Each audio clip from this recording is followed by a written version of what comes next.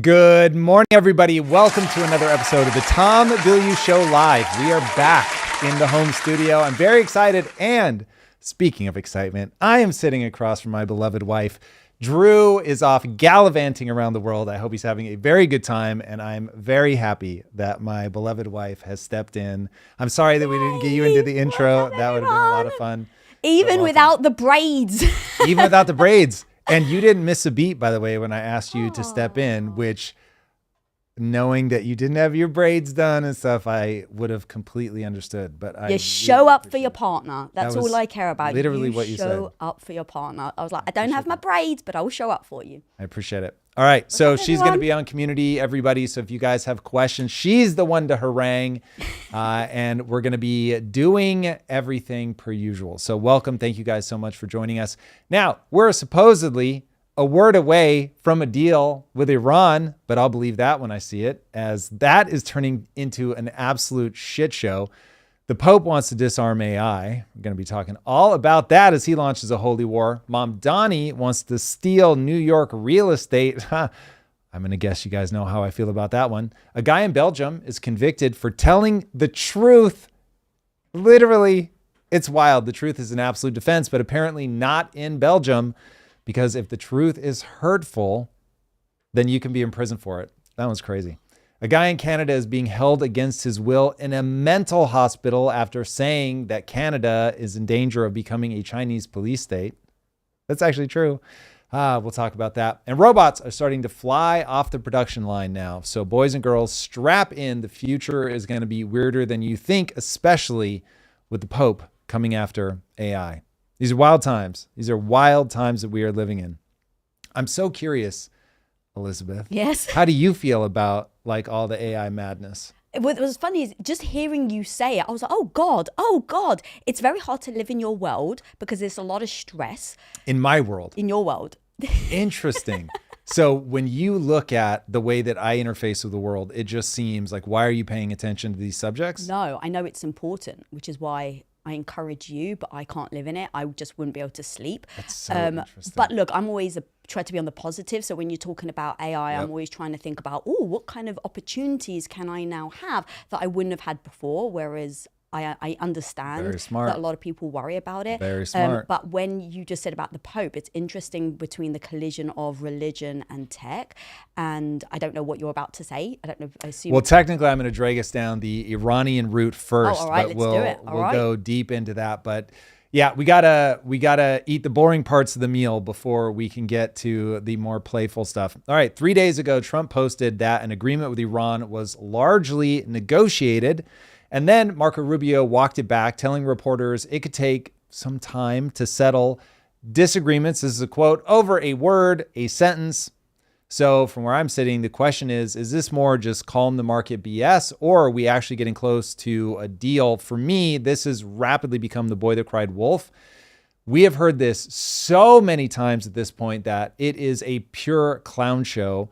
No matter what ends up coming out of this, Trump has hurt his credibility. He's hurt the U.S.'s credibility on the world stage, unless somehow, some way he pulls an absolute unmitigated victory out of Iran, which I will give a 0.0000001% chance of happening. I think it is basically not even a realistic possibility at this point. But unless he does that, just a total unmitigated, unreserved victory in Iran, people all over the world, allies and foes alike, are going to realize that we are not the U.S. that we once were. And that is a very hard realization, especially for somebody like me. But as I was saying earlier, the truth is an absolute defense, and we've got to be willing to stare nakedly at what is actually going on. So right now, from where I'm sitting, the deal that's being negotiated is just a memorandum of understanding. It's like a we'll talk about the actual deal later kind of framework to stall for time. This isn't a final peace agreement by any stretch of the imagination. Supposedly, the negotiation goes something like this. It's a two-phase negotiation. Phase one is to reopen the Strait of Hormuz and to extend the existing ceasefire. And then phase two would supposedly follow within, call it 30 to 60 days, and then actually address the nuclear program. Now, if that's true, we are watching Trump mid-fumble. The whole point of going into Iran in the first place was supposedly to end their nuclear ambitions. And now it's turned into just, we need to get the Strait open again and we'll deal with the nuclear issue down the road.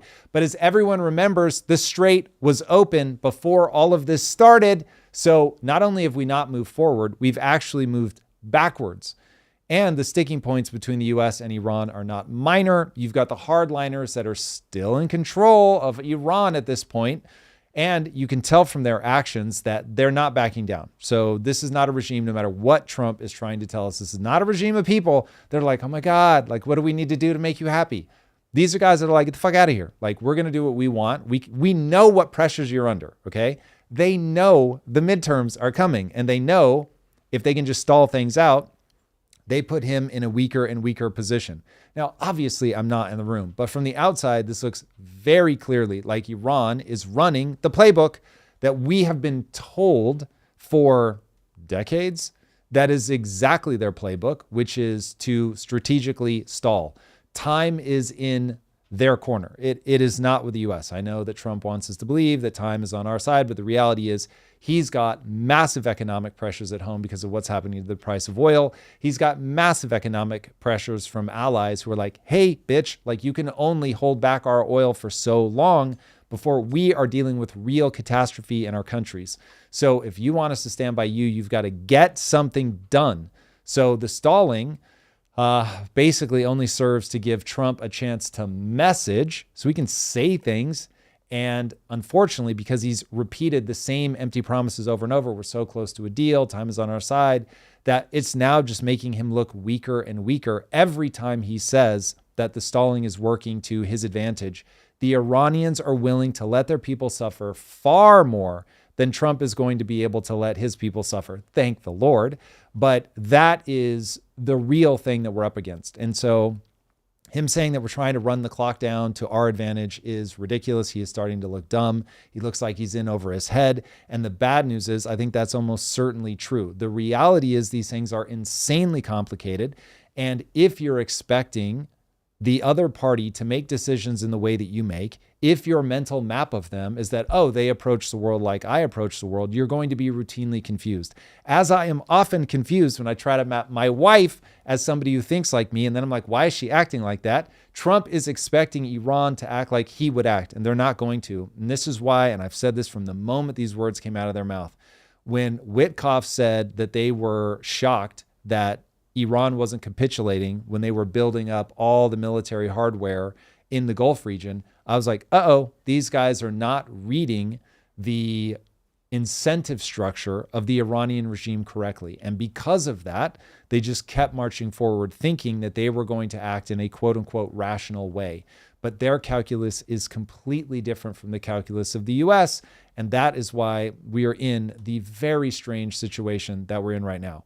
Iran wants time and money. So stalling for them is great because if you open the strait, then the money is going to start flowing in. And every second that they wait, they know the pressure builds on the US to allow the strait to be opened. And every second that they wait, they get closer to the midterms. So this is shaping up to be our Suez Canal moment. If you guys don't know that story, the British Empire looked like maybe it still had some of its swagger until it tried to keep the Suez Canal open and it couldn't, and it ended up surrendering it to Egypt. And so we are in a very similar situation right now where it's looking like we are completely incapable of keeping the seas free. This is an international waterway. Everybody agrees that it should be open. But alas, America is not able to keep it open. It is wild times, wild times. And I've said for ages now that unfortunately, this is how empires die. And I know that there were all kinds of memes about guys thinking endlessly about the fall of the Roman Empire, but there's a reason. There is a reason. When you're dealing with the physics of economies, you're dealing with the physics of military warfare, there are just realities that you're going to run up against. And we're running up against it in real time. And we're in a world where, and look, I'm glad, but we're in a world where we don't believe in total warfare anymore, which means we're always going to hedge our bets. We're not going to go in with the full force and might of our military. I've used this analogy before, But this is like going up against a small dog where, yes, you could kill them. You could overwhelm them, but you suddenly go, but wait, what am I killing them over exactly? And when you know that the world would turn against you for using that level of violence against a country that just is basically so much smaller than you, you become the monster that you're supposedly trying to protect against. The entire world turns against you and you're not going to stand well in that isolation. Also, you've got the internal moral compass of your people who will also put insane pressure on you to stop. And so you're now left where the asymmetric warfare is where the game is. Iran knows that and they're playing it perfectly. So yeah, this is wild. Ooh, all right. You got the chat popping off, babe. Yeah. Always I can't help but, as the wife, get a little protective. Oh, so, drag me in. You don't have to worry about that. Someone said Tom's a clown. I just don't know why you need to insult. Well, so let him insult away, but do they have an argument? No, that's the real question. That one was just your clown. Yeah, so why do you bother there? Let me address anybody who thinks that I'm a clown. So it's entirely possible that you see something that I don't and that you can help us all get a little bit wiser. So the clown thing, got it. It alleviates whatever pressure is building up inside of your own mind. And I get that. You're watching somebody, they're super frustrating. I have the same impulse with Mamdani. So I am deeply empathetic that if you don't believe that the things that I believe and say are going to lead to a better world, that there is a short circuit in your brain where you're just going to be like, this guy's a clown. But if you can actually give a better argument and say, this is why I think that you're a clown, then we might be able to get somewhere. But without that, it just becomes waste of time. Someone put clowns are all right. Yeah. Okay. So I pulled a couple of comments and questions that I thought were very actually on point. Love it. So we've got some, shall I read the name or not? You want me to read the name? Okay. Sure, this is Brutus Luger. Oh, you guys know Brutus Luger. Yeah, what up, Brutus? All right. Go way back. All big capital letters. Yes, screaming. This is on brand for Brutus. All right. He doesn't whisper. Why aren't you getting mad, Tom? If Mamdani was doing this, you'd be pissed. Just imagine that Trump is Mamdani. So we could see a level of anger that is on par with what's going on. That's all interesting. Capitals. So I am mad, and I'm not sure what in that read led you to believe that I'm like, hey, this is great. Trump's doing everything wonderfully. So yeah, I think this is shaping up to be catastrophic. It's horrifying.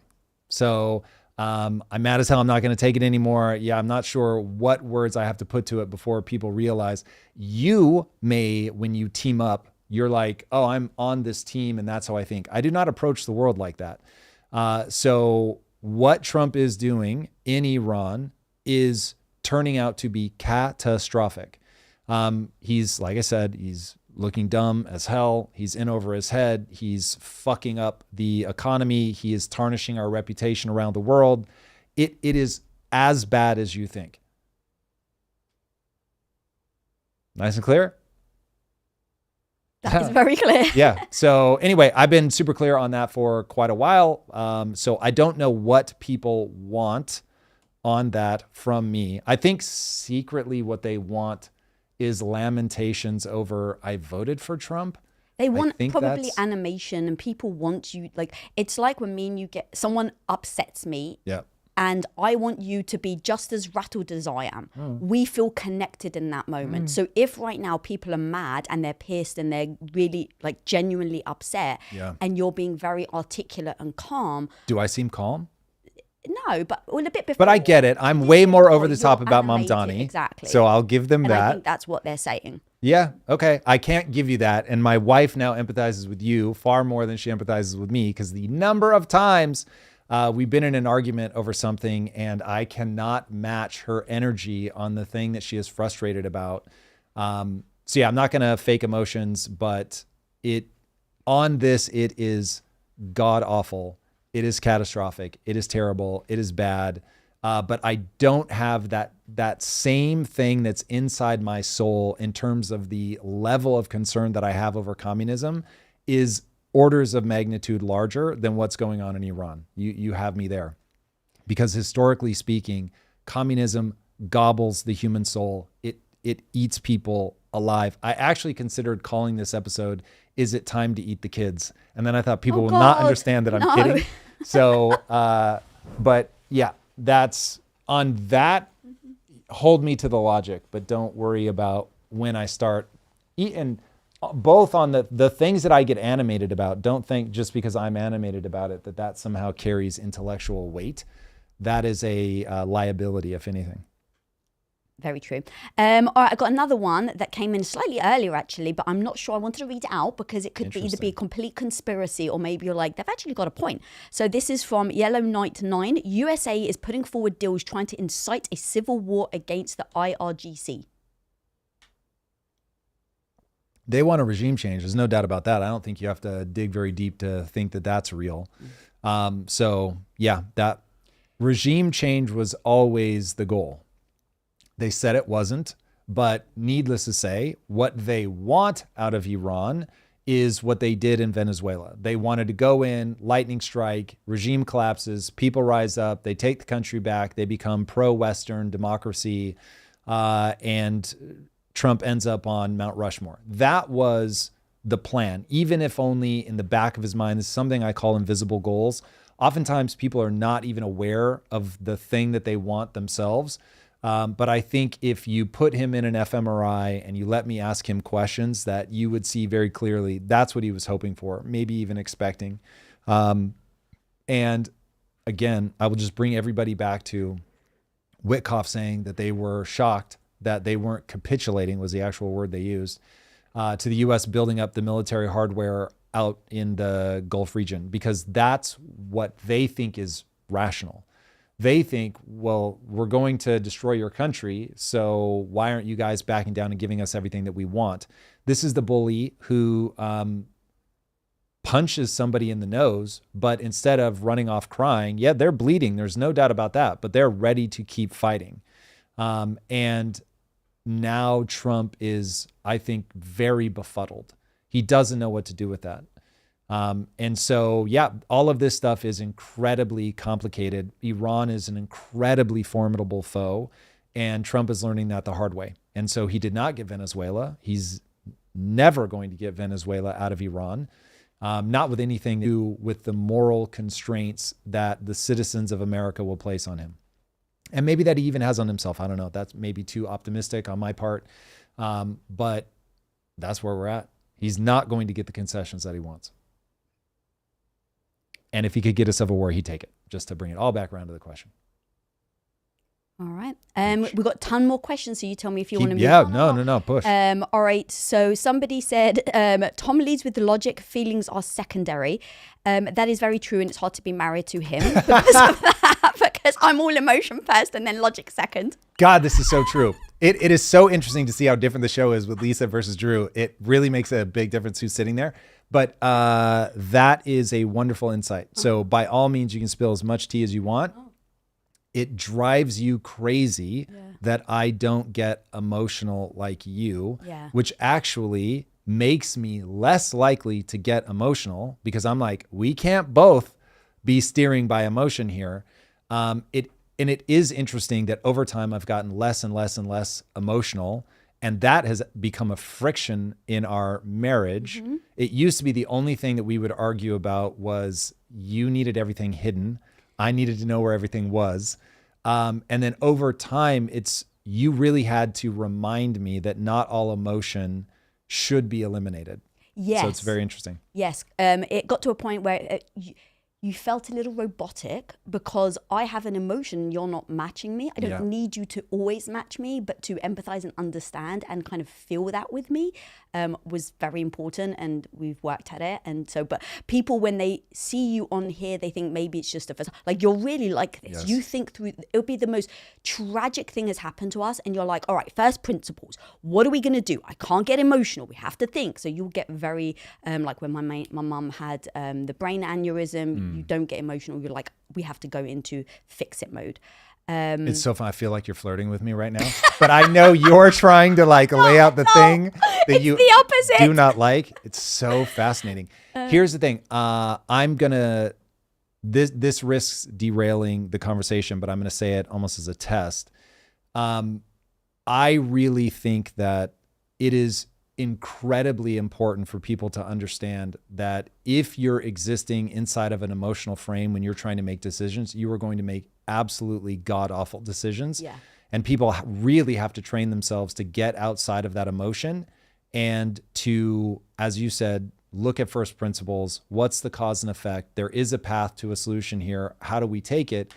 But there is something that is alienating to other people when you do it. However, I think that, and you're here, so you can tell me if I'm wrong, I think that, as I often will say to you, I'm very cocky about my ability to be isolated because I'm in a marriage with you. And if I was actually alone, I might have emotional suffering around being isolated in a way that I don't when I'm in the context of a thriving, loving marriage. I think you're able to be annoyed by the fact that I will distance my emotions and I will think through the problem from a purely logical standpoint, and that's ratcheted up over the years precisely because you exist in a marriage where somebody's like, you don't have to worry about it. I will keep the wolves at bay. I will deal with this at all times. And you can, and this literally happened. Our dog went missing for 36 hours in coyote country, and Lisa couldn't get out of bed and I couldn't sleep. Frozen. And I was just like, cool, this is what I'm here for. And I'm going to go deal with this. I will get this dog back. And I got the dog back, and it was insane. I won't take people through the full drama, but that was me just going, there is a path to a solution. And I just have to like march down the path of cause and effect, plain and simple. And so I put to you in a moment where you can tell me if you think I'm crazy, that if I didn't do that, your life would be more chaotic, more stressful. Oh yeah. I would be completely unnerved, I think. So someone actually put John Doe 11547 something. Men can't afford to you don't get have to read all the numbers when there's beep that needs to be handled. Yeah. And I actually agree. And so there's this fine line between understanding your partner, understanding where they're coming from, understanding they don't think like you. Male brains aren't structured like female brains. We've just done so much research on that. We're not the freaking same people. And so knowing that you are, as Alison Armstrong says, men are single focused, which means that they have a goal. They're going to be focused on getting to that goal. And knowing that emotion may cloud your goal, I respect that. And as a partner, there has to be that negotiation somewhat of, do you see where I come from? I see where you come from. We are different somewhat. It feels like sometimes different animals. So how do we approach the thing the same? And so discussing, I'm emotional right now. I know I can't make decisions because I am emotional. I'll articulate that. But I also need some emotion from you so that I don't feel alone. Yeah. And so navigating those two things has been, I think, one of the biggest achievements of our marriage, is never judging and accepting. I want to make sure that I'm not derailing you guys though on politics. Yeah, no, don't worry about it. I'll take us back. But so now all of that in context. Oh, sorry, someone put Lisa hold Tom's beer. You clearly don't know what kind of woman I am. I think they mean like hold my beer, like the phrase while they go do something crazy. Yeah. Oh, okay. All right, sorry. I thought it basically is like, woman, hold my beer. I don't think so. I'm not that woman. Anyway, she is very much not that woman. Oh, much to my dismay. Which I joke with her, but she really did say at one point, you wouldn't want that from me. And I was thoroughly convinced that that is true. But okay, taking all this back to what's going on in Iran, the political context.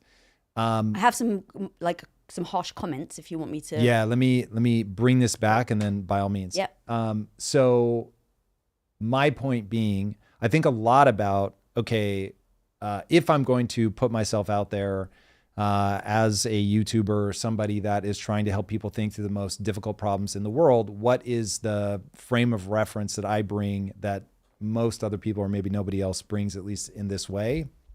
And it is the ability to eject out of my emotions, to be completely sober about cause and effect, to not be beholden to, well, I said this thing in the past, so I've got to keep being consistent with that. It's like, hold on, I've got new information. Everything that I've said is essentially a hypothesis that I'm going to test against the real world. You get feedback and then you adjust. And I think one of the things that people find very confusing about me is that I am not on a team. I'm not even on like the past me's team. If anything, I'm only on the future me's team. And so I'm constantly saying, I know where I'm trying to end up, and then how do we get there? And so there are times where I let myself get emotional. There's no doubt about that. There are times where something really will get under my skin and frustrate me, and I'll do my best to eject out of that.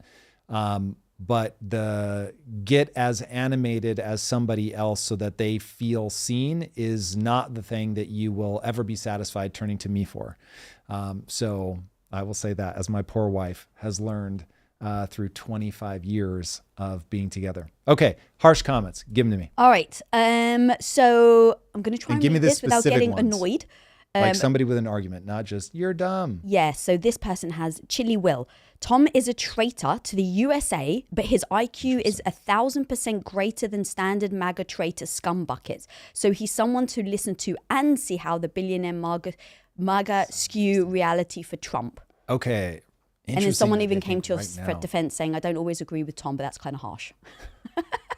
It's very sweet. I would say the highest utility thing that all of us can do is figure out, okay, what's the argument? So if we were sitting down and we were across from each other, the first thing I want to understand is everything that comes out of somebody's mouth is based on the base assumptions that they have. So what does, for instance, if I'm a traitor to America, what does somebody who's not a traitor to America, what do they do, think, and believe? And so if for you, aligning with Trump, voting for Trump is a better way to say it because I'm not aligned with Trump in any meaningful way. But if you voted for Trump, is that something that you believe makes somebody a traitor? If so, then there obviously it won't be a productive debate because your core base assumption, you did this thing that just for me is the definition of traitor. And so, we're off to the races. Okay, so you and I would have just a fundamentally misaligned set of base assumptions. What would be useful if you really want to find out if somebody's a quote unquote traitor to their country, you've got to lay out what does that mean? So what does it mean to go to bat for your country? Is it something that you can articulate? Is it a feeling or is it something that's documented? So for instance, to go to bat for your Constitution, that seems like a pretty good place to start, but that may not be the place that you start. Also, for me, the definition of a traitor is somebody that's actively trying to destroy their country, which I certainly am not. And just because you disagree with me, and I may even believe that the things that you believe will destroy the country, that doesn't mean that I think you're doing it on purpose. And so that's where it's like you have to get into definitions and all that. It can get very dry, very boring, but that's how you get out of the emotional realm. You start grounding it on what are the base assumptions that make you say that thing. Then once we've got base assumptions laid out, then I'm going to try to figure out what your North Star is. Okay, so where are you trying to end up? What does that world look like? It is something that you can describe. So give me 3 to 5 points that would be definitional to success or to the end state that you want. Then we just ask from pure cause and effect, the things that you want me to do or that you're doing, are they actually producing results that will lead you to that end state? And so now we've got tangible things we can argue about. We can argue about whether we should aim for that end state or not. We can argue about the value system that's driving your desire to be at that end state. And we can argue about the cause and effect of whether, if we agree on those other 2 things, will those actions actually lead to that end state?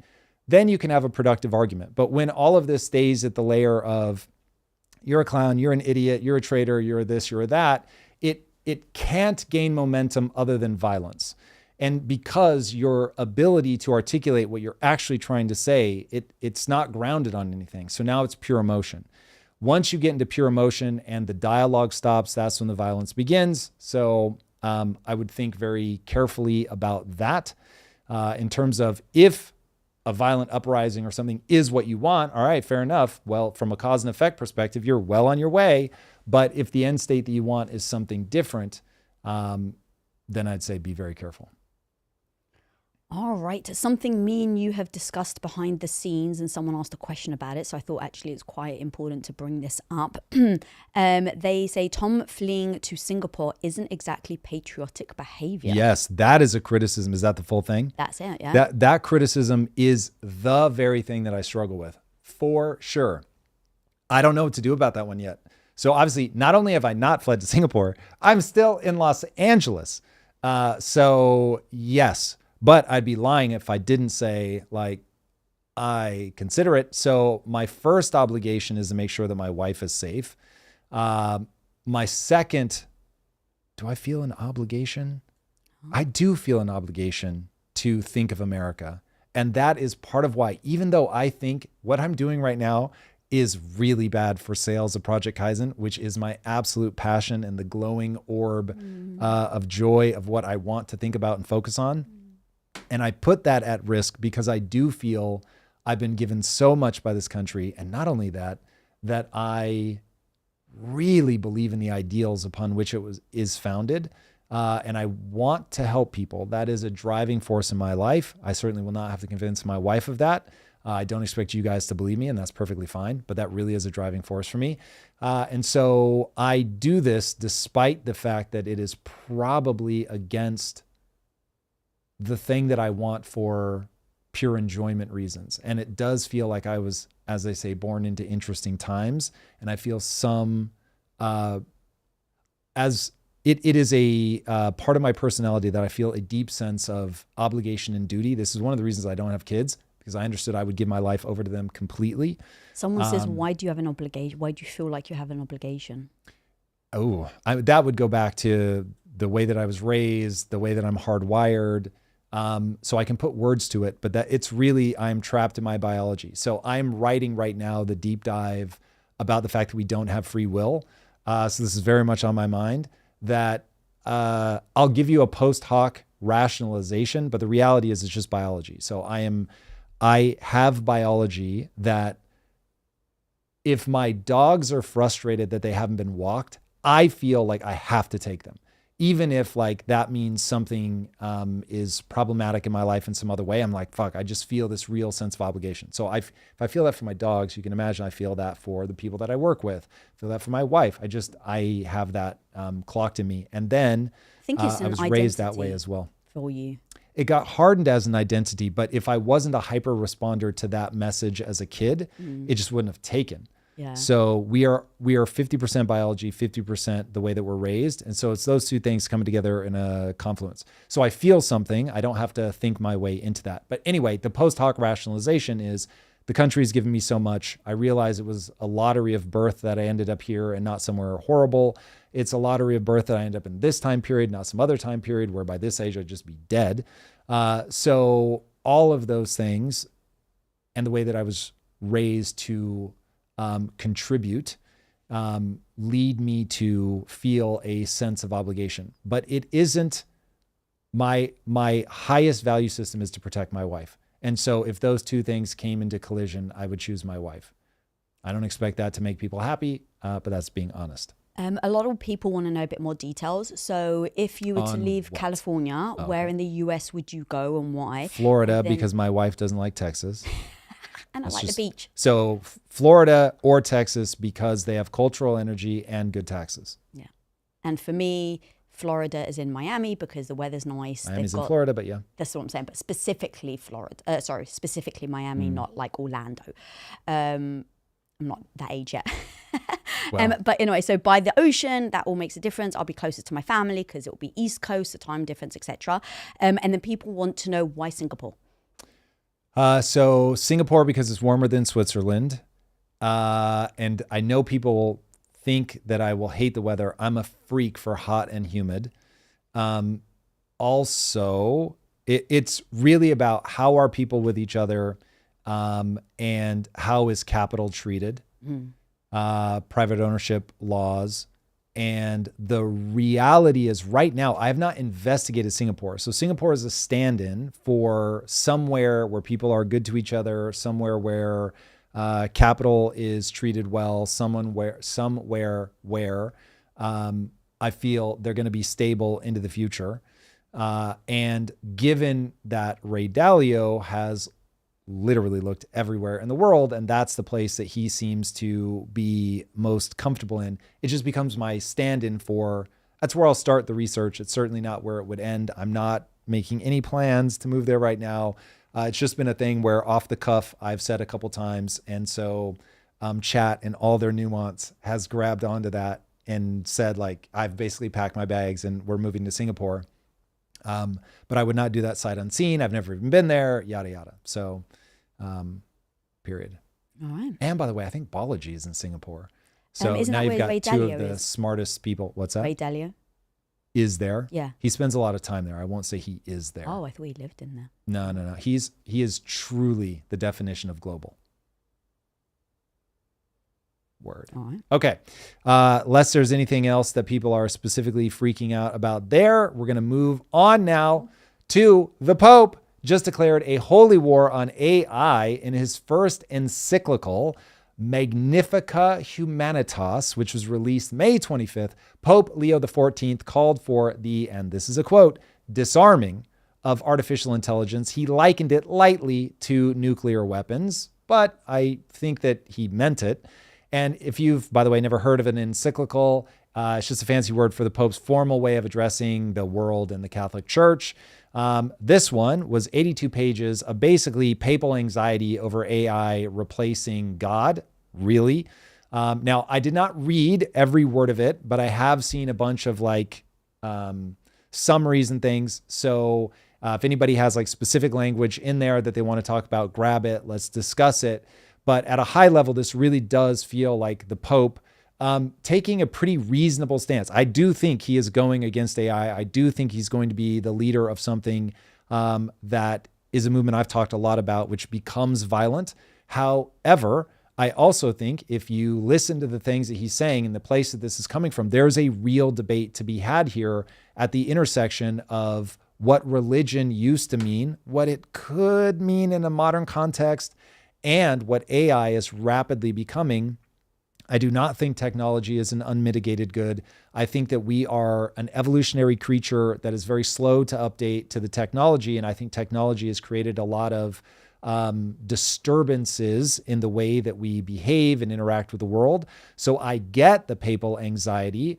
You guys know my feelings on AI. I think spending a lot of time trying to slow it down or stop it is a fool's errand. Trying to do it right is the right way. But that's a lot of the language that he appears to be using. Anyway, the first major papal document of the AI era was this one. So when you've got somebody that's got 1.4 billion Catholics behind it, you need to take this very seriously. And the Pope is warning about the AI risks that could make civilization less human. This was the thing that really seemed to be the core structure. If I had to say what is the backbone of the message that he's trying to put out, it's that AI has a place, but if it elevates beyond that place, it becomes the Tower of Babel. And so the Tower of Babel is where humans become so self-obsessed, they reject God, they create something that's basically all about efficiency and perfection, and it loses that sense of humanity. And in the encyclical, he talks about the difference between the Tower of Babel and Jerusalem. And look, I know anything having to do with Jews is going to be very triggering. So let's try to walk through this in a way that doesn't trigger all of that. But he's saying you've got the Tower of Babel optimized completely for efficiency. It begins to lose some of its humanity. The human is, would he say devalued? I think he would. He's basically saying we're deifying efficiency and we are thusly making less humans, especially given that humans fall on this massive spectrum of abilities.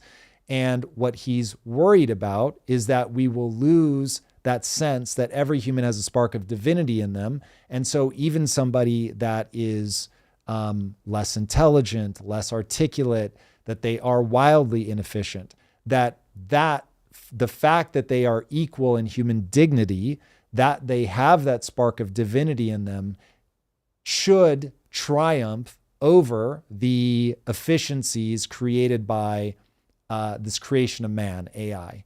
And so when you look at Jerusalem as a counterpoint, Jerusalem becomes this thing of beauty, of human creation, of imperfection, of people coming together and each taking a section of the wall and trying to build that. And yes, it does mean that there will be a almost natural, somewhat biological feeling to this creation that maybe drifts or wanders slightly, or things are imperfect and don't join in the same way that this hyper efficiency will come together. That spark of divinity, the beauty, the humanity, that is the thing that you should champion. That is the thing that in building and embracing takes you closer to God. And this thing over here, which is the triumph of efficiency over those imperfections of humanity, those are the things that either by design or inadvertently crush humanity down, devalue humanity, and allow man to put a new God in its place. So when I hear all of that, I'm like, yo, there's really a message there. There's really a debate there. There's really something to talk about. And I think that as humans, we need to be thoughtful about it. And the great irony is, even though on a long enough timeline, I actually do think that humans become something different.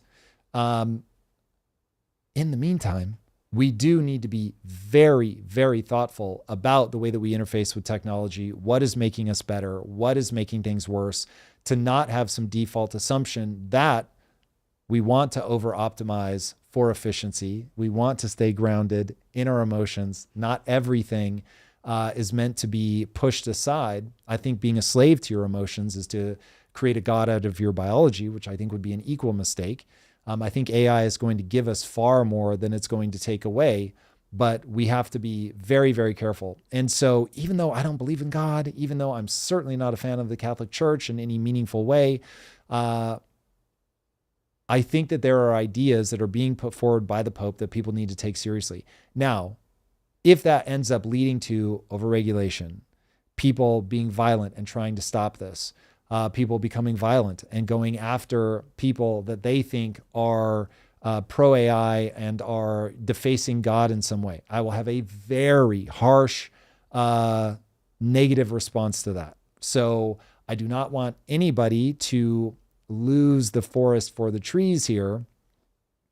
But I think that if we don't understand that humans are biological creatures, that we are locked inside of our biology, that as we remove ourselves from the physical world, we run the risk of actually deranging the biological operation of the human. And I think that that would be a mistake. Now, we're going to have to reconcile. I don't think God is the right metaphor anymore. And yes, I understand I'm going to light chat on fire for all the religious people who do not see God as a story. They do not see God as a metaphor. They see God as something that's literally real. I'm not going to be convincible on that, I'm afraid. So that's just, we have a different base assumption. And so rather than derange the conversation there, I will simply lay my base assumptions out. And then from there, we can build towards hopefully a vision of a positive shared future. So where I'm trying to end up is humans thriving. I often round that to a thriving middle class. But for the sake of this, let's just talk about a human locked in their biology, thriving, meaning they are healthy, they are emotionally stable, they are able to plan for the long term, they are able to maintain stable relationships, they are able to plug in to the larger community in an economic context. We're going to start to get too nuanced here. So I'll leave it at that. We want humanity to be able to thrive. Inside of us all, for reasons of evolution, is a God-shaped hole. It is us searching for meaning. It is us with an absolute hunger to kneel before something larger than ourselves. And I think the ability and willingness to do that allowed us to cooperate flexibly in these gigantic groups of people. It is one of the things that has allowed us to become such a successful species. Technology, though, can be very isolating, and to not recognize that, I think, is very problematic. And so that's where I'm like, hey, this technology is extraordinary. It is going to give us things that we could never have imagined. It's going to cure disease. I mean, there are things happening right now. One of the things that, time permitting, we'll talk about, there's an eye drop now that my wife won't know about. This is crazy. There's an eye drop right now you can put in your eye, and in 30 minutes, it reduces like 80% of your nearsightedness. And so you go from needing reading glasses, which we both do, to not needing them. And it lasts for like 10 or 11 hours. And so one drop a day, basically, and now you're able to restore vision in people. Obviously, what's going on with GLP-1s, there's other breakthroughs with LDL cholesterol, and these are just going to come faster and more furious with AI. And I think everybody would say, this is extraordinary. This is the kind of breakthrough that we want. we want to cure cancer, and we don't care whether it's done by a human or whether it's done by AI. But there are things where if we become a slave to the AI because we're no longer thinking for ourselves and we're just a pair of hands that do what the AI tells us, I think that sets off alarm bells in all of us. There's this human ability that gets left on the table that I think we all have an evolutionarily placed algorithm that runs in us to only feel fulfilled and to feel good about ourselves and our contributions if we are really making the most out of our potential.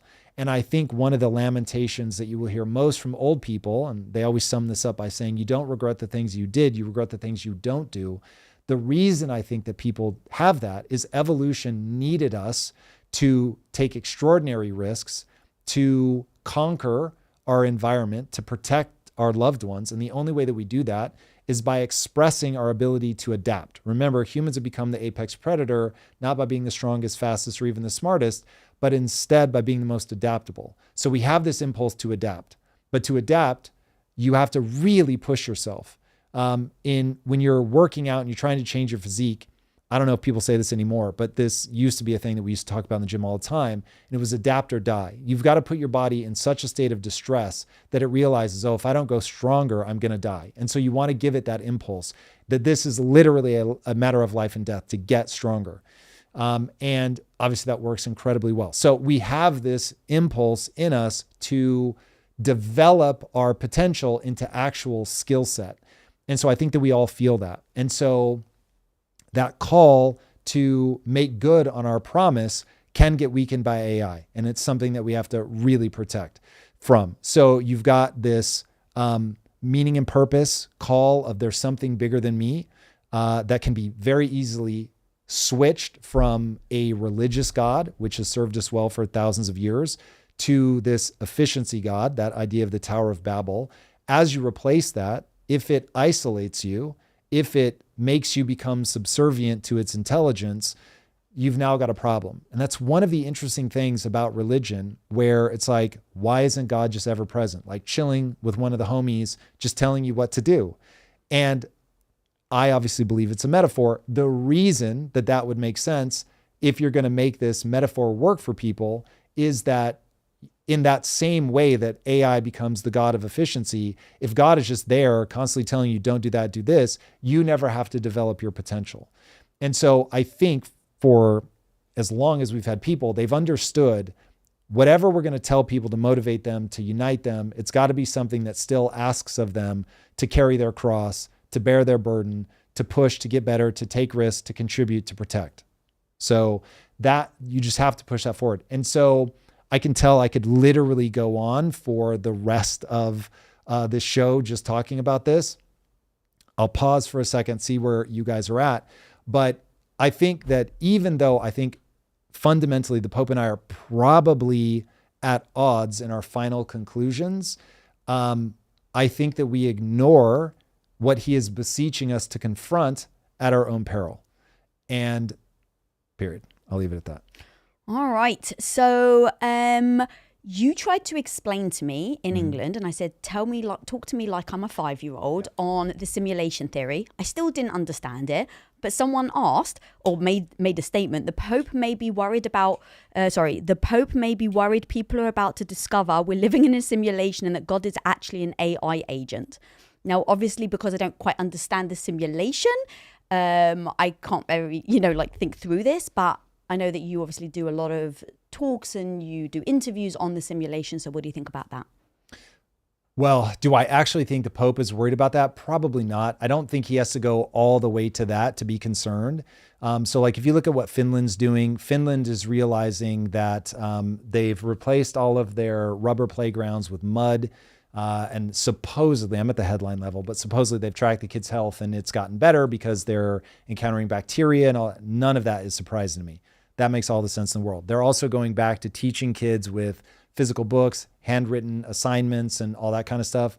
Makes sense. I get why that may end up being true, that there's just something about the way that we interface with screens that if you encounter it too early, it becomes a problem. So if you're the Pope and you're looking at humans becoming more isolated, you're looking at kids becoming more anxious and depressed, and you're like, on a graph, this stuff maps out pretty perfectly with cell phones. You do start to go, I think there might be a problem with technology. And then it doesn't take a lot to see people, even like myself, talk about this stuff with absolute reverence. And you go, religion has been declining in its veracity for sure. I don't think anybody's going to be confused about that. They used to be above nation states. So religion's been declining in veracity for a very long time. And if you are a God-centered person, your answer is immediately going to be, well, we got to get people back to God. So I don't think it takes him going all the way to even contemplating that, oh shit, like it is a simulation. People are about to discover it. I think he would have so many traps in his mind that would stop him from believing that. And by the way, keep in mind, even I'm not sure that it's actually true. It's a metaphor. I think it is by far the best metaphor. I think it trumps religion by orders of magnitude in terms of its effectiveness in helping people lead their lives. However, it's brand new. And so there are tests that religion has passed that embracing fully the simulation theory has not yet passed. Anyway, I don't want people to think even I am convinced that this 100% is a simulation I know it to be. Now, if you ask me, how do I think about the world? I assume that it is a simulation because that assumption is far more predictive than any of the other assumptions. But I also have a meta assumption that says you're eventually going to get proven wrong. It's probably something far more complicated than what I'm imagining. So don't be surprised when later, and I know no matter how many times I say that, people are going to feel rug pulled when I'm like, oh, this actually isn't a simulation. So period. I think I need to say no more. All right. So a couple of just housekeeping things, guys. There's a lot of you watching and there's only 12 thumbs up. So I want everyone right now to take a minute, or literally not even a minute. It takes 3 seconds. Look at the video on YouTube and just put that little thumbs up. That makes all the difference to this video going out. So please go ahead and smash that thumbs up. Now, that is so brilliant. And you're embarrassing me that you're so good at all of those things, because we should be doing that a lot more. We have a lot more than 12 thumbs up. You have to refresh your page for them to show up. All right. But thank you guys. Appreciate it, because it just jumped again there on Lisa's request. So very much appreciated. On mine, it just is. And it actually does help send this out. Your request really shot it up. So thank you, everybody. Well done. Appreciate thank it. You guys. Thank you. Oh, people are saying, 170. All right. So talking about AI, and because I'm your wife, I thought this was a good question. Java asks, wait until robot wives are a reality. Bro, that's real talk. Will you raise an AI child with me? No. I knew we were going to have a beef on this. No. No. That's for your second wife if something happens to me. God forbid. How dare you? You take that back immediately. Yeah, it's interesting. I'm going to wear you down over time on that one. That's funny. You'll just die trying. But what's interesting, though, about the robot wives and tying it to the Pope thing, right? It's obviously like marriage and union is such a big thing. And so now if people are just like, well, as the red pill community get harsher and harsher and the feminists become harsher and harsher and we're becoming like more bifurcated than ever, the idea that people are going to turn to a robot because it's just going to be simpler. As a woman, you feel safe, you're hopefully with the robots, but you're protected. It's just simpler if you've had a bad relationship.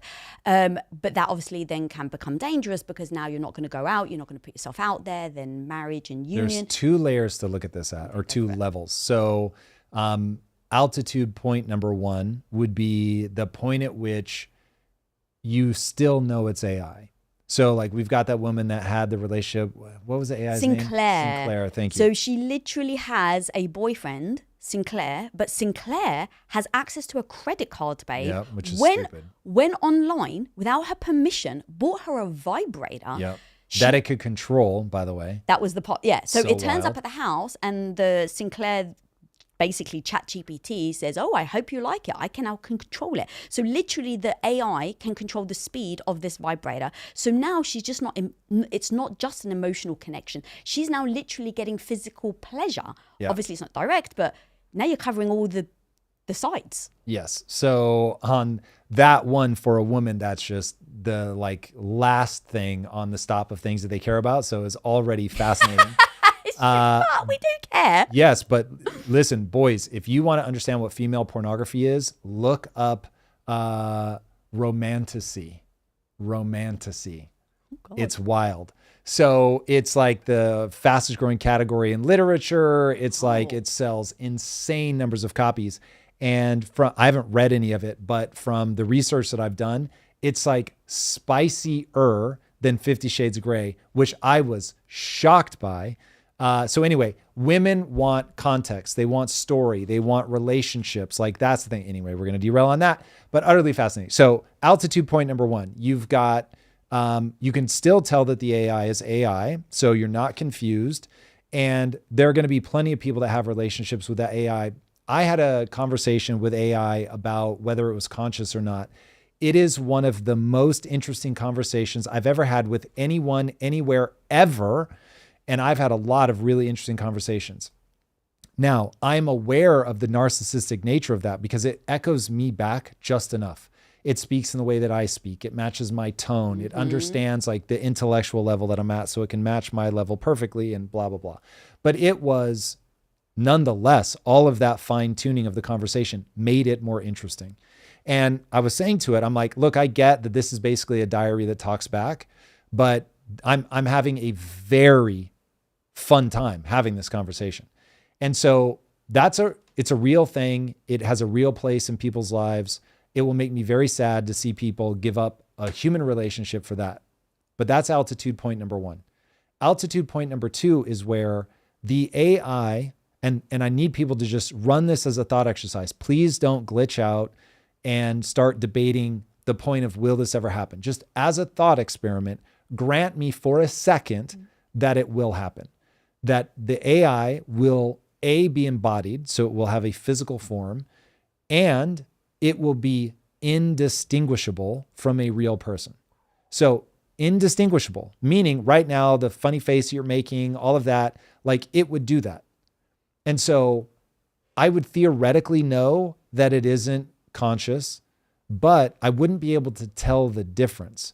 So it would have its own personality, its own traits, its own wants, its own desires, its own quirks, all of that.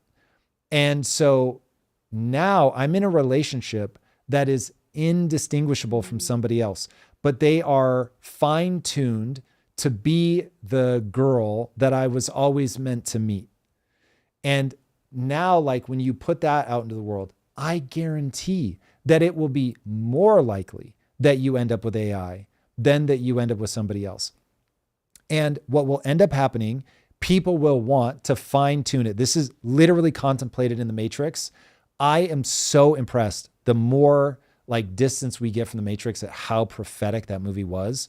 But in the Matrix, they contemplate that, oh, we tried to give you utopia and you rejected it. And that is what's going to happen. People will think that they want the girl that just says all the things that make you happy and I'm here to be subservient to you and all of that. And it won't be true. And you'll want something far more complex. By the way, so I know that people immediately go to, oh, this is why men like Japanese women because they're very docile. And I'm reading this book about Japan right now. And even in that book, it was like they have these things called hostess clubs. And it's basically like you're talking to a prostitute, but her job isn't to sleep with you. It's to just give you a great night. And so you go to the like hostess club and you're sitting there and she's a conversationalist. She's talking to you. And when they're training the hostesses, they say, now remember, you're supposed to be dumb on the surface, but show your intelligence underneath. Mm-hmm. It's fucking wild. Like we just cannot have somebody that we can completely dominate, somebody that just tells us the things that we want to hear. And what I'm saying is the AI will get good at that. And so there will be just enough friction in the relationship tailored to you. Like maybe one person needs a little more friction than the next person, but there will be friction in the relationship. So when I say indistinguishable, I mean indistinguishable, but it will be tailored to be perfect because it will be able to read like, ooh, what am I doing to their blood pressure? What's the long-term like mental health? Am I making it better or worse? And so it will just do all of these little things that just nudge you in, because ultimately, even though it pushes back on you sometimes, even though it has friction, even though it might be just aloof enough, its sole reason for existing is to get you to an end state that can be biologically verified. And I'm just like, at that point, human to human will only exist in like weird little enclaves out in the fucking woods where people are just like, I philosophically reject this. And so this is why I say there will be violence, because AI will win so handily. Maybe not in 5 years, maybe not in 10 years. Maybe my timeline is totally fucked. But in 100 years, like if you grant me any rate of progress whatsoever, we eventually get to that point. And because of that, there will be a collision between religion, between AI, and between there will be, some of these will be social movements that act as religions, but there will be violence. Do you think people can then hack that AI and manipulate it?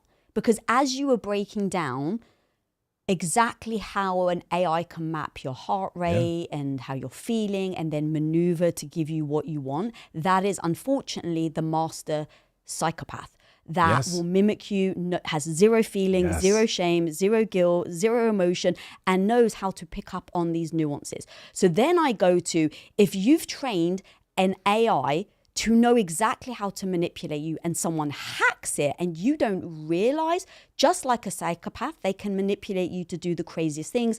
We saw Charles Manson be able to somehow over time manipulate a librarian to go and kill a pregnant woman. So now I think you got Charles Manson. AI is a millionfold.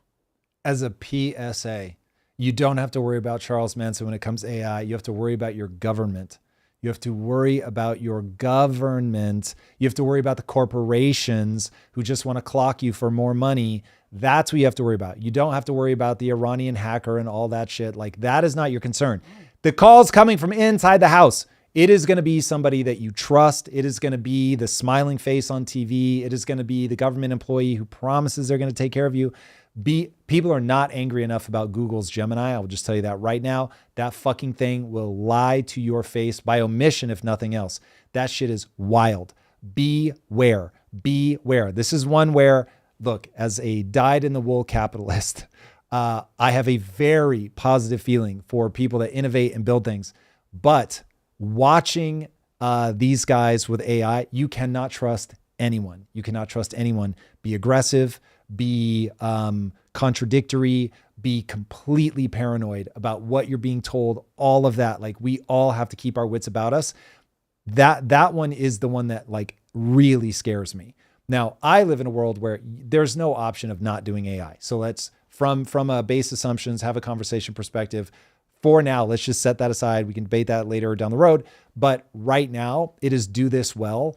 And doing AI well requires each and every one of us to be a level of skeptical and paranoid of everyone, you don't let these things inside your mind lightly. I will say that. Always maintain sovereignty of your outcomes. So for instance, if the AI is tuned to get you to a biological place, that you control the settings on that, nobody else, that you can verify yourself independently whether you're being moved in that direction or not. It's wild that we have to think about this stuff. But we do. So yeah, keep your wits about you. Keep your wits about you. All right. Do we have any... We had a super chat and it went away though. Does it go after a certain amount of Eric, time? no. So there was original one, Eric, that was like... Eric has one right there. It was about 45 minutes ago. It's a $50 super chat, first of all. Yeah, so Tyler Gilb, all right. Let's go. Thank you for that, man. That's incredible. Thank you. So yes, Tyler Gilb says, Tom, I'm going to say what I think. Oh no, you just made it disappear, Eric. Sorry, guys. There we go. These old eyes can't see far. Tom, I'm going to say what I think straight to the point, as clear as I can get it. With all the things Trump is doing on top of the Iran problem, there is very little chance from what I see that we aren't going to have a complete collapse of our country. Tyler, yeah, I would say that Trump is on a collision course with absolute disaster. There's no doubt about that. I assume the things you're talking about other than Iran are the just absolute egregious kleptocracy of what he's doing from a trading perspective. Totally agree. Totally agree. It's a freak show. So now the question becomes, for the love of God, will Democrats put somebody against him that we can vote for? Fingers crossed. Thank you, good sir, for the $50. That's incredible. I appreciate that. Especially when people are just trying to make a statement. They're not even asking anything. Respect. Love it. Thank you, Tyler. Much appreciated. Okay. Any more super chats? What's the price point? Oh, there we go. Oh, there we go. All right. Sorry. Benjamin's got it. All right. I think people want you to say the weird part. What's that? Yeah, that's not a real word. So weird is A part out loud. quiet. Oh, quiet. Well done. People want you to say the quiet part out loud, but everyone that knows your history should know that there are some things you can say and some you can't without certain groups breathing down your neck. I'm actually, unfortunately, going back to my thing about protect my wife, I am willing to literally talk about anything. There's nothing off limits. And the bad news is I'm not even always prepared, like from a deep research perspective, to talk about all the things, and I'll still fucking talk about it. So have you there's literally revealed nothing. who asked to come on the show and I had a problem with it? I don't remember. So I'll say that person's name, Okay. but the one thing I will sometimes not get into like specifics about something like that, but in terms of like a global topic, I will literally wade in on anything. Okay. Geez, I'm blanking on his name. Andrew Tate. Andrew Tate, thank you. Andrew Tate's team, in his defense, reached out for him to come on the show. My wife said it was important to her that I not interview him, that she wouldn't even be in the house if I interviewed him, even though I think she's wrong. I was like, okay. So we have a whole thing with the word important that people may not know. If we have very precious few times said to each other, look, this is important. And if the other person says it's important, only once in 25 years have we both said opposing, well, it's important to me that I not, and for her, it's important to me that you do. So only once. And so the fact that she said, look, it's important, I was like, okay. Well. Yeah, and the way that we have our relationship is like I didn't dictate, and I was like, if you if you decide to proceed, then I will respect your decision. And you have shown me 1,000 times you wouldn't hold it against me. It's not something you'd be cold to me or anything because I did it. So, but I definitely articulated what the problem that I have with him just as a female, I just couldn't. And I was very clear on how I felt, but I didn't get emotional. And I said, but if he does come, I refuse to be here. I won't be in the house. I cannot be around him. So sorry, guys, if you would have liked to have seen that interview, but you were very sweet. You took your time. You said, I need to go think about it. And then you came back and you said, you understand. So, yeah. And I did interview Tommy Robinson. So that one's coming up. Yeah. If we have Brits in the house. So we were at a different facility when we were in the UK, and the people there were clutching their pearls that I invited him in, which I didn't even see coming. I have such a hard time mapping people that view the world like that. Anyway, so that'll be interesting. I'm definitely expecting backlash on that one. But anyway, that was a whole lot of words around. I'm happy to talk about anything. So trust me, when I leave something out, I'm not doing it because I'm like, ooh, I can't talk about that. Yeah, if you want to talk about it, just let me know. All right. All right. And then let's go to the next one. Oh, sorry. Yes. Absolutely. Kevin into house. Tom, if AI makes it easier to build a business but harder to stand out, what should a working class guy learn now to become valuable, irreplaceable, and financially free? Okay, so Kevin, those are very different. Leave it up. Those are very different questions. So wait, this is what they're seeing? Got it. You can go back to us. So Kevin, first of all, if you want to make sure that you're financially free, that is a game of assets. This is a weird time in assets. My most recent video, it's so funny. I say the same things over and over and over and over and over.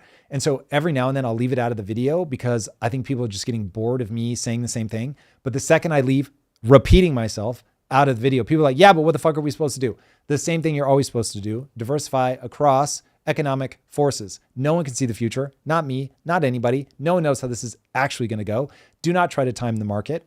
And so given all of that, you've just got to go, okay, how broad can I make my spectrum of things, and then never be in the market on leverage, and never be in a position where you need money out in anything less than like 2 or 3 years. So, and then keep in mind that you could still hit a recession and be in trouble. So anyway, that's the financially free part. Now, what should you learn in a world where everybody's going to be starting a business and it becomes harder to stand out? So I think of business as a decision tree, like a computer. It is simply a bunch of if this, then that statements. And the problem is every branch in that tree terminates with, and now go do something awesome. I cannot make that go away for you. So it's not like AI makes it so that an average person can beat everybody else and be extraordinary, because the intelligence is the commoditized part. So the good news is right now, you're still necessary. So the key, if you want to win in an AI world, is to understand AI simply makes things that once were too hard or too expensive trivial. And so you're going to have access to doing a lot more than you would have ever been able to do. But your gifts, your abilities need to be better, or your insights need to be better than the other people. I cannot make that go away. Every AI thing is going to terminate and now go do something awesome.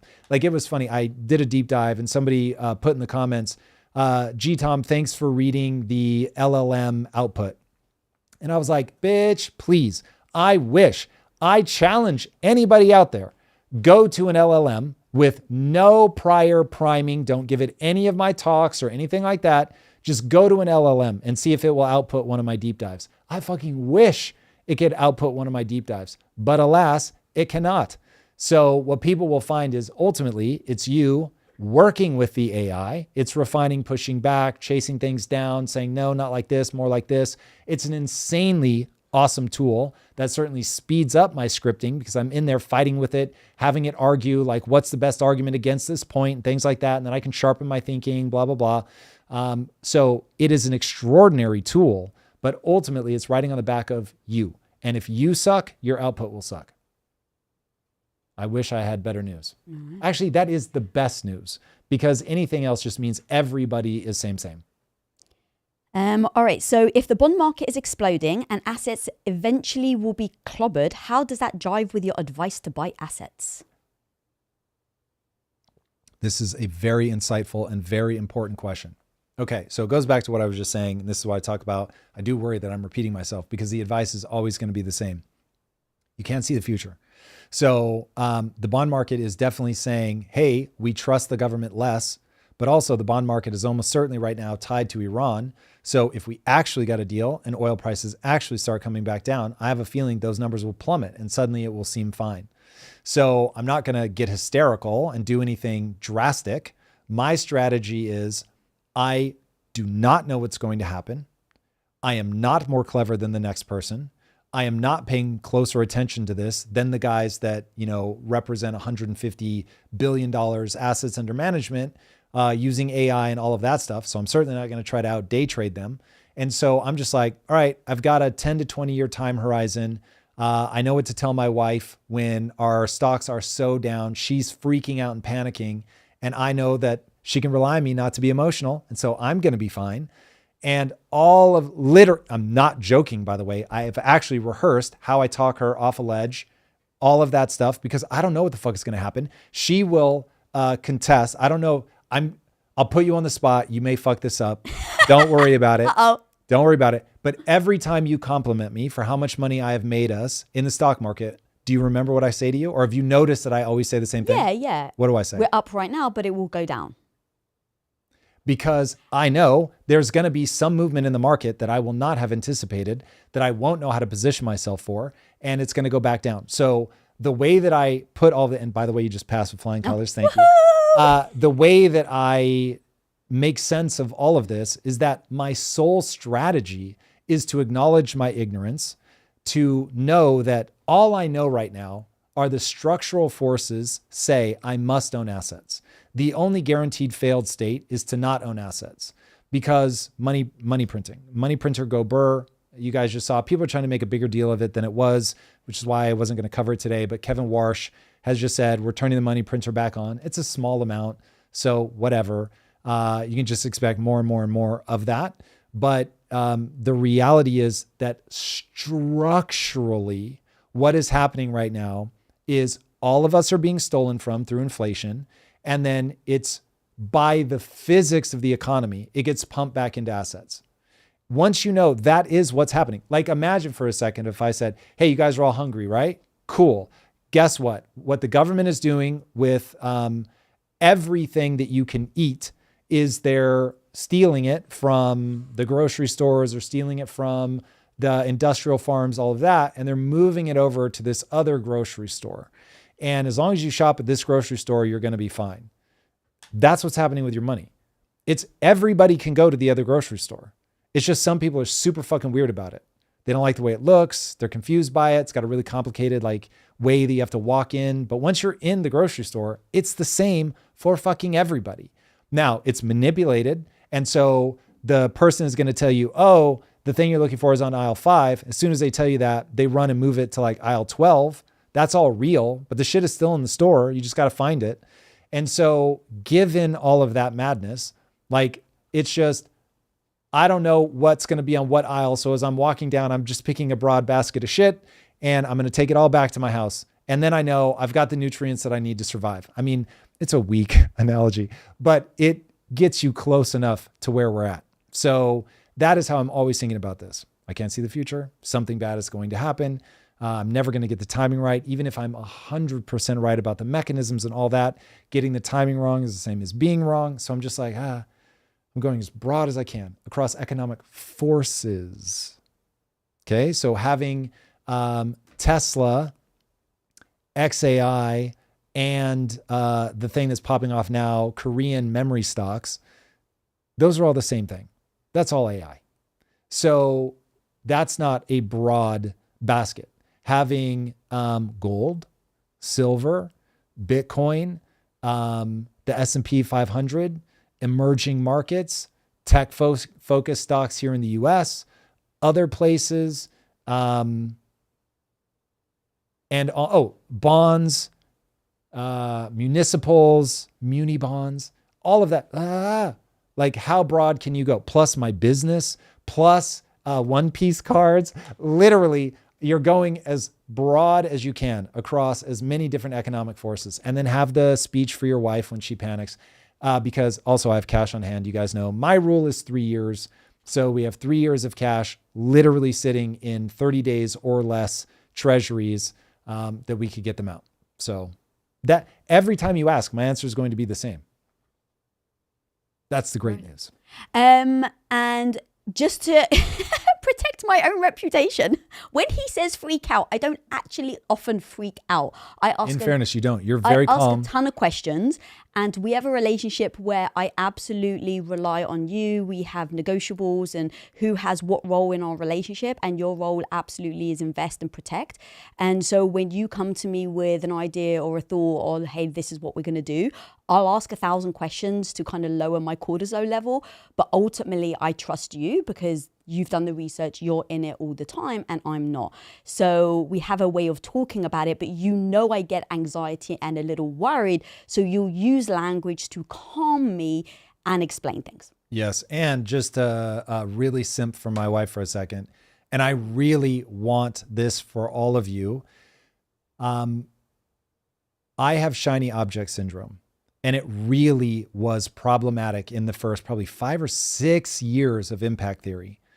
And I realized that my wife's the exact opposite. All she thinks about is how are we going to execute against that cool idea? And so I learned that nothing goes into production until it's passed her test. Because when I present a new idea, she doesn't care how excited I am about that idea. She doesn't care how it fits into a grand vision. She wants to know how are we going to execute against that? What is the thing we're not going to do because we're doing that thing? How are we funding it? What is the mechanism? What's the cell in the spreadsheet that this actually improves? And she will admittedly do that with a level of anxiety, but it is incredibly useful. It's incredibly useful. Know thyself. I know that I get very excited about things. Those emotions make dots feel like they connect that don't actually connect. You guys have heard me say that 1,000 times. And so she forces me to go, no, walk me through how these dots actually connect. So this is why I mourn for the present generation that does not understand evolution has created you as half of a whole. And by getting with a partner that does not see the world the same as you, they do not process information the same way that you do. They share your values. That is very wise. They share your same end goal, but they don't process the world the same way that you do. And I will shorthand that to male and female. It doesn't have to be male and female. two of our favorite people in the universe are a lesbian couple. So Lisa's mom and her wife, obviously, but when I say they have the same marriage that we have, it is hysterical. It is hysterical. It is one where I just see, wow, fuck biology, because your mom has married someone that like is you. so like me. It is hysterical. Ann and I are almost the same person. It's really funny. So anyway, because you need we two have people that similar think different. traits, we go after people. We've both gone after someone with somewhat opposing traits that balance you out. Yeah, Yes. yeah. And the same for us on the other side. Yeah. So I mourn that people don't seek that people don't want somebody who's like, hold on a second. Because when you come together, that dynamic tension between the way that you each see the world is so important. It's the same thing that I think about politics. So the people that are upset by my political views, my instinct is not to reject them or to push them away, though I do worry sometimes that by not doing that, the community doesn't have an identity. Anyway, for my own utility, I think it's very useful. So I don't have the impulse to push people away. I want to understand, okay, wait a second, maybe you see something I don't, which is why I'm always like, hey, what's the argument? Give me the argument, because that argument may actually change the way that I think. Anyway, being married to somebody that's pushed me like that has been extraordinarily beneficial. So I want that for all of you. This was too funny not to read out loud. Someone put, with all due respect, does that mean you're almost a lesbian? The funny thing is, as a kid, I used to joke that I think I'm a lesbian trapped in a man's body. But now that has like taken on such new connotations. I do not. But yeah, that's good. I like that. Because people don't know about you is that you're actually very, like when I first met you, you were very poetic. You wrote a lot. And so you love the arts and connections. And so anyway, just to give a bit more context. Yeah, I have a deep emotional side. I just have learned through life that it does not serve you well. So in most things, it is certainly fun to feel your feels when they're high utility or they're isolated, like in a movie or something like that. Like I used to joke with you that I feel way more emotions than you watching a movie. So yeah, I like a good emotional roller coaster as much as anybody, but when you're being goal oriented, it's very low utility. Mm-hmm. There is one more super chat, and RJ, we did not remove it. Yeah. It's actually on our screen right here. So I would love to see you both review this website, elitedirections.com. Elite Directions? Yeah, remove spaces. It's a novel approach to couples conflict resolution. Oh. Looking forward to presenting you your gift later this morning. 30 hours to make. Let's go. Try and send that, but okay. RJ is he first of all, he's in ITU, and then second, one of the most OG people in our community. So word, man. I haven't heard of it, but I'm down to check it out for sure. All right.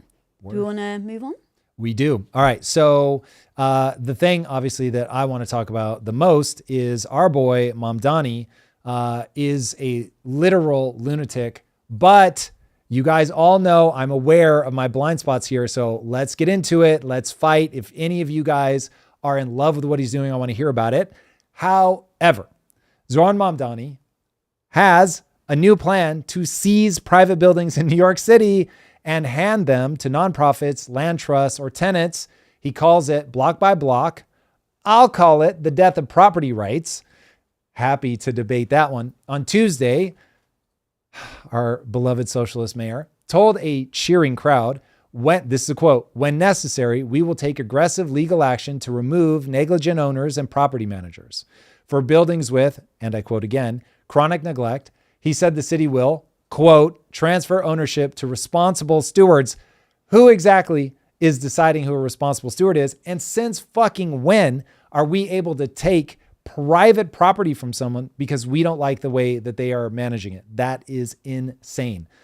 The stewards that he named, community, land trusts, nonprofits, tenants, the government is going to get to pick the new owner, and the old owner just loses their deed, by the way. And what could possibly go wrong? This is where I am literally begging you. I am literally begging you. I'll trade you. If there is something you think I should read that will make me a believer in socialism, communism, please let me know. If there's a country that you want me to really look at that's doing this right, please let me know. Remember, I want to get to a thriving middle class, human flourishing. It's what I care about. But in exchange, my deep and desperate ask of you is to read about what has actually come out of socialism and communism. So you've got to look at what happened in China. You've got to look at what happened in Russia. You've got to look at what happened in Cambodia. You've really got to look at these places. It is so dire. Now, at risk of this becoming a meme, you have to understand, if you want to map why I get so animated about this, all the things that Trump is doing, the horrific things, they lead to the wealthy slowly over time stealing from everybody else in a way where everybody can avail themselves of the method by which they steal them. There are ways to eject out of it and all of that. It is horrific. It is grotesque, but you can defend against it. Okay. That's why you're never going to get the level of animation out of that you will get from me. When you start reading about China, or you read about what happened in the Ukraine, and you realize that people end up getting so hungry, they eat their own children. I get it. People hear that. It's so extreme. It's so overwhelming. Some part of them shuts down, needs to laugh, needs to be like, ha ha ha, like meme this fucking guy to death. And that's how we end up back in that position. Okay. All the like madness that Trump is doing, it's a slow motion train wreck that gives people plenty of time to figure out a path to deal with it. Socialism and communism, it is a different animal altogether. It killed over, I think the best estimate is over 200 million people in the 20th century alone. Okay, that's governments killing their own people.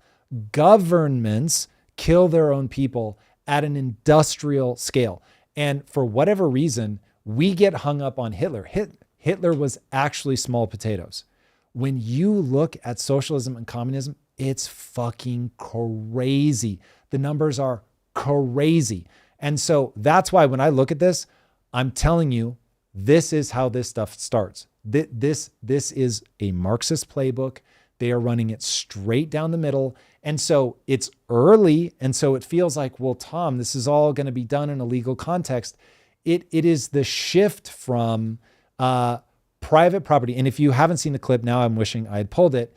The person running Mamdani's housing plan has literally said that private property should not be for the individual. It should be a collective good. So that ends in a level of disaster that is so well documented, is unavoidable. It either gets stopped or it goes all the way to that. Let's be very clear. Remember the deep dive that I did on Sweden, where they were just like, yeah, sorry, all the socialist dreams, they just don't work. And so even though we hold them up and say, this is the exact reason why you want to do this, they're like, we had to go back to free market. We had to go back to privatizing things, private property protection, all of that. Yes, broad-based taxation for broad-based social net, but you've got to privatize things. You've got to let people have private property. It is the only path forward. So it either gets stopped by the self like it did in Sweden, or it just keeps ratcheting up and you get the gulags and you get the suppression and the killing because people do not willingly stay under socialism. They don't, because it breaks the economy. And I know that people like to think that money is evil. Money is not evil. What is evil is the desire to steal people's sovereignty. Okay. That is a problem. And so that is exactly what Mamdani represents. I get it. Some people are very comfortable going down the step because the economy is so broken right now.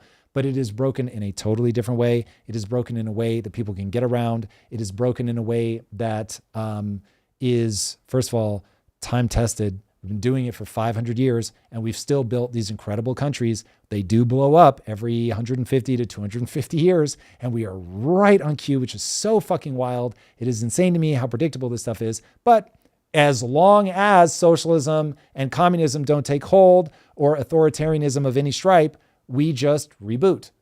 And so it's bloody, it's gnarly, but the countries come out the other side and they don't kill, in China's case, 45 million of their own people. All right. So when you look at the specifics of what Mamdani's doing, he has not offered any legal detail on how this is all going to happen. And of course, the devil's going to be in the details. It is going to be fine, I'm sure, if we just leave him to deal with it. I'm sure, like every other socialist before him, he just has everyone's best interests at heart, and this is going to be great. And we can trust him to choose who are the right people. He doesn't need statutes or coherent standards. We just need to believe that they will see the right people. They'll know who to hand this stuff to, and it's all going to be great. But I think that once you understand that for them, definitions are the enemy because they're just going to get in the way of progressive theories, then that's where it's like, hold on, we've got to really stop this, but we have to get them to define every single thing and understand what is going on. Now, theoretically, there are existing New York City tools like the third-party transfer program that require court judgments, statutory waiting periods. By the way, I hate all of these, and these almost certainly shouldn't exist anyway, but at least there's something that we can point to that has some mechanism that we can all read and understand, and it requires city council approval before the deed changes hands, but I have a feeling city council is going to be far more on his side, and I just don't trust the government. Once your base assumption is that the government is always in danger of becoming tyrannical, then you start seeing this stuff very, very differently. And they are the only ones capable of killing at industrial scale. Now, Mamdani cannot unilaterally just take a building, thank the Lord, but he can, through rent control, create the environment where it becomes basically economically impossible to avoid getting into his trap. So what ends up happening is they make it through rent control. And by the way, this was done in the 70s and 80s. I did a deep dive on this topic in New York itself. New York has already tried this. It does not work because buildings are a business. Businesses, nobody works for free, so businesses are expensive. And when you say from the top down, nope, we're only going to let you charge this, then you get into a position where because plumbers are suddenly more expensive, because all the materials that you need to fix the business, the building are more expensive because of a war going on in Iran or whatever is happening, all of a sudden everything is more expensive, but you've told people you can't make it more expensive. You've got to hold the rents. Then they go, okay, well, what am I supposed to do? They're going to buy cheaper materials. They're going to delay repairs. And then what happens is they fall into the trap of looking like they are the slumlord that they're trying to protect against. But the reality is they themselves, the government, created the situation that made it impossible for them to take care of the buildings. Again, this happened in the 70s in New York, and people realized that it was more financially tenable to burn the building for the insurance money than it was to try to upkeep the building. And so it falls into total disarray. How do they end up getting back out of it? Drum roll, please. They reverse the regulations. They undo rent controls. It is so known how you get into the problem and how you get back out of the problem. And so the fact that we're dealing with this shit is, I'm surprised it's not maddening to you guys. So it is obviously maddening to me, even though this doesn't affect me, not directly. So this is where, again, cause and effect, boys and girls, cause and effect. The economy is broken. Mamdani, even though he is probably a bad person, but I'll give him the benefit of the doubt. Even if he's not, the policies that he's putting forward are proven over and over and over and over to create an economic situation that is disastrous for all involved. The very people that are trying to be in a better position, they will be in a worse position because people won't invest in the buildings. They won't make new buildings. They won't buy buildings. And so there's going to be less inventory, as has been proven over and over and over. And so the fact that we have to touch this hot stove every generation is just wild. It is wild to me, but here we are. So this is going to be one that we're going to be watching closely because there is a word for taking productive private property and redistributing it to politically aligned organizations, which is what he's trying to do. And that word is communism. So why don't you give Mamdani the same credit that you give Trump in the sense of, what credit am I giving Trump? So I'm reading Bruto's message again. So basically, why don't we wait and see what happens? So you give Mamdani the same Trump treatment and wait and see how it turns out. I'm not a wait and see what happens with Trump. I am okay, this is where I think we are right now. Here are the possibilities on the table. It might be this, it might be that. I don't think any sane person that has heard this or many of my other lives that would think, I think Trump is doing a great job. And hey, let's just make sure we buy him time and give him space. So I don't know how he's taking that away. So I reject the premise of the question, just to start. And then the thing I will give people, I am far more worried about Mamdani's version of evil than I am Trump's version of evil. Oh, interesting. I mean, for the reasons I just laid out. How are you surprised by that? So, well, I'm not surprised that you think that, to be honest. It's just, I just come from how I see Trump, and this is wild. This drives me crazy. Okay, so Trump is kleptocratic. Trump is, I'm going to make sure all my boys and all the people that are loyal to me get what they want. Trump is, he has authoritarian tendencies. That's the part that is scary and that has to be watched out for. So all of that, he is using, maybe insider trading isn't exactly the right word, but I'm going to use that word. He's using insider trading to enrich himself grotesquely, while not caring about whether Americans are getting hurt in this or not. If you gave him the opportunity to stay president, he would take it. He would not George Washington this. So the laundry list of problems there are very real and very self-evident to me. However, the thing that he believes in is the engine of prosperity, capitalism.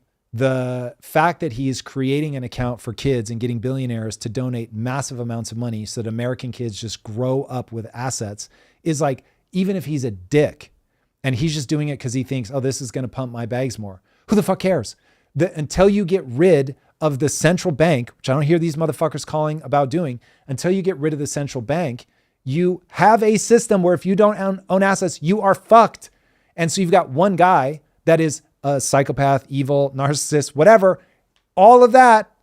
But at least he's getting kids on the fucking ladder. It's wild to me. So when I look at the system that he's trying to build, he is a champion of the system that robs from everybody and only gives to the wealthy. But as a reminder, it's not actually giving to the wealthy. It's just giving to asset holders.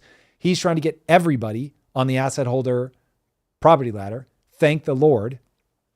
So anyway, Mamdani is on the, I'm going to steal all your shit. I'm going to make you promises. Everything is going to be better. And I'm going to realize, oh, I have to use force. Oh, and then it's a dictatorial state. Oh, and then it's literally because we have broken the engine of prosperity. People are actually fucking starving. I don't understand how people cannot see that they're both fucking terrible, but the distance between them are massive. Like, for instance, if you told me, God, this is going to be fun to clip out of context. If you told me that a guy grabbed his wife and shook her, I'd be like, that dude's a dick. And then if you told me another guy has his wife chained up in the basement and he rapes her all the time, she hasn't seen daylight in 6 years, I'm like, one of these is not like the other. Right. So this is where I'm like, I'm not making any excuses for Trump. If people cannot see that for 500 years, we have lived under kleptocratic assholes and still built these incredibly thriving economies where we have reduced poverty in ways that is unimaginable, that the most tyrannical government literally ever in the history of humanity, the Chinese government under Mao, when that fuckwit finally died, what did the Chinese Communist Party do? They were like, yeah, we're going to have to do free market capitalism. We just can't keep starving people. This is crazy. So you don't need the people at the top to be good. Lord knows, I hope that we can get somebody good. Wouldn't that be nice? But if you cannot distinguish between same as it ever was, bullshit of the slow train wreck of robbing from people, which is grotesque. I think I've been pretty fucking clear on that. But it is not in the same moral universe as an ideology that leads to people eating their own children. What the fuck? Anyway, we have not read his whole question. It was a super chat? No. Oh, well, then we'll fucking leave it at that. So I want to read this out. I can obviously, knowing you for 25 years, I can just say immediately this is utter bullshit, but you told me to read out the hard questions. Yeah, please. So Dr. James said, Tom is corrupt inherent, so he naturally aligns with Trump. That one really winds me up because you're my wife. Yes, but don't worry about it. Try to identify. Thank you. I've known you for 25 years. You're not corrupt. You care about people so Here's much. The thing. It doesn't matter. He doesn't care. So it's true. He doesn't care how I feel. What we have to figure out is, so one, people will notice I stand square-footed when people come at me. I'm not running. I don't have anything to hide. If he sees something in me that I would be better off improving, I want to see it too. So where I want to get to is, what is the actual argument? So like, what's the thing? What makes me corrupt? So let's define corrupt, because there's a big difference between I believe something you don't believe, I value something you don't value, and I am corrupt. So if you think, for instance, I'm saying something I don't believe, point out the thing you think that I'm saying that I don't believe, then like to what end and all that, and then we can figure all that shit out. Okay. Otherwise, probably wiser to assume that we have a difference in values. So I can't see inside of Mamdani's heart. That's why I say my default assumption is that he is a bad person, but I don't know that. And so I'm not going to ask the world to believe me that that's true. So let's just look at what are the structural things that he's doing and what is the cause and effect of that structure. So I understand. And part of the reason that we don't usually spend time with the comments of people that have no argument, they're just, this guy's an asshole, he's a clown, he's a whatever, is it's so cute to see my wife like be all fucking up in arms that it's been kind of fun. But the reason we don't normally address these things is there's nothing for people to take away. There's nothing for them to do with that. And so at Impact Theory, I always tell the team, give me my feedback aggressively and in public. And so same thing in the chat. I get it. People are going to be aggressive. It's going to be public. That's fine. That doesn't bother me. I don't care. The reason that I tell my team to give me my feedback aggressively and in public is for one reason. I want people to see how I respond, that I don't freak out. I don't get emotional. I'm just like, all right, cool. Let's talk about it.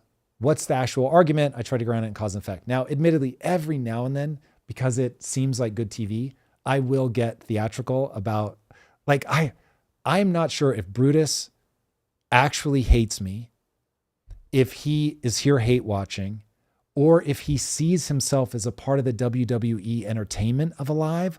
I actually don't know, but I think about Brutus every now and then, and I'm like, is he in on it?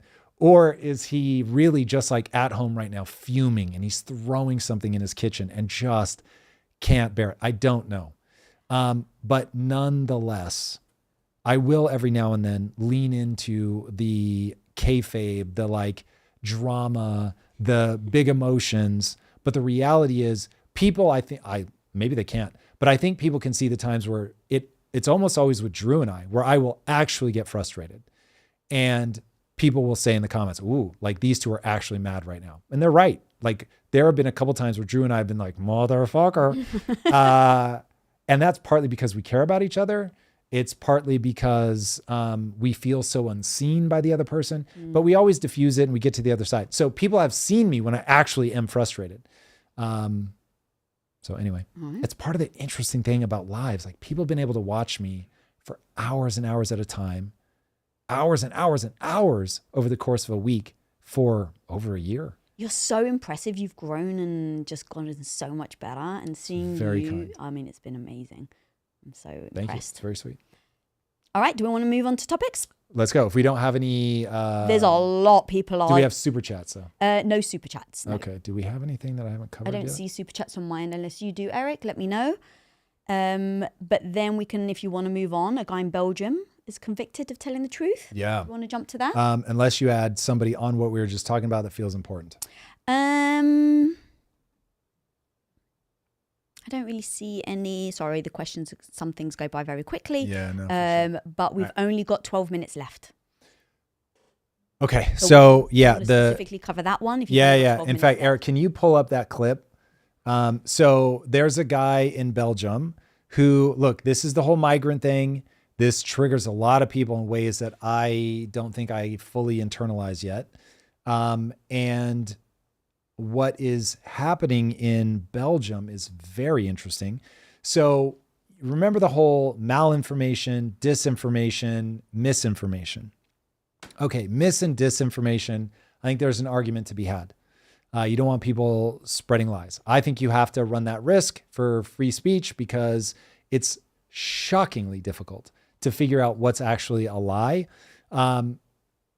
Malinformation is where it gets very interesting. And this is what's going on in Belgium. So you have a guy that basically, I forget where he was, like in a public hearing or something, and he ran through stats about probably, I don't know that this was the stat, but the one that really gets people riled up is the per capita rate of crime, especially like in the UK with rape. The numbers are insane at the per capita level. So he reads something like that. And the judge says, upon convicting him of a hate crime, I don't care if the things that he said are true. He's using them to be cruel or hurtful or something like that. And so we're going to imprison homeboy. And now he's not in jail yet. He said there's some technicality as to why he's been released, but he's still like in the process. And I cannot believe that this is where we're at. And I'll dovetail this with something that's going on in Canada. Admittedly, might be a little conflaty here because it's possible this guy really is a lunatic. But this guy in Canada is being detained in a mental hospital because a psychiatrist saw him in a cafe and was like, I don't like the way this guy's acting. And just by seeing him in public without doing any sort of psych eval or anything, has been able to get this guy committed. Now, to make it nice and interesting, this guy has been reporting on the CCP having undue influence in Canada, and like whatever, 3 weeks after going public with his complaints about Canada becoming an authoritarian state that's way too in bed with China, all of a sudden he gets seen in a cafe and somebody's like, yep, we got to lock this guy up. That shit is wild to me. This falls under the case of you don't want to give government this kind of power. So whether you're talking about the Belgium thing and its malinformation, we're saying that in the US, there is a legal doctrine called the truth is an absolute defense, meaning nothing else matters. If you're saying the truth, that's it, period, end of story. You're not going to get in trouble for anything else. The truth is an absolute defense. If it is a true thing, you may say whatever the fuck is true, period, end of story. And long may that be the case. We do not want to live in a world where the truth is off limits. That's so fucking wild. If we want to make it socially off limits, cool. We can all decide that we're just going to say that's in bad taste. We don't want to talk about it. And there's going to be social enforcement. There's really something to be said about social enforcement. Cool. Fine. Not debanking. That's what I'll call systemic enforcement. Social enforcement is you're not invited to the birthday party. You're not invited to the dinner thing. You're on the outs. Cool. Great. Totally get why we do that. But enshrining it in the law, giving the government the ability to do that, absolute hard pass. If it is true, you should be able to say it unequivocally. Like that to me is the bottom of the standard. I think it should go way beyond that. I'm not a free speech absolutist, but I come very close to that. So this one to me is really wild. And the fact that we're seeing this all over in the West is crazy. And the only way that I can make it make sense is that people have a default assumption that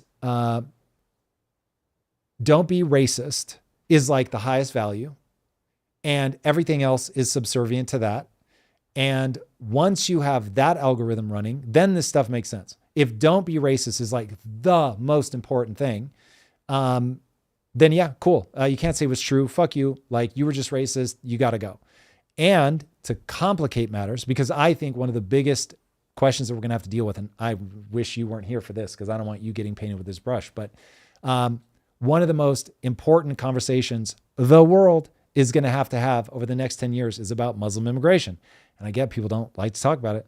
We're going to have to talk about it. This is going to be a real thing. We're going to have to debate this. And in the debate, both sides are going to be able to need to say what they believe to be true. Period. End of story. They will need to bring their best arguments, be as persuasive as possible. And some of that is going to be talking about the stats.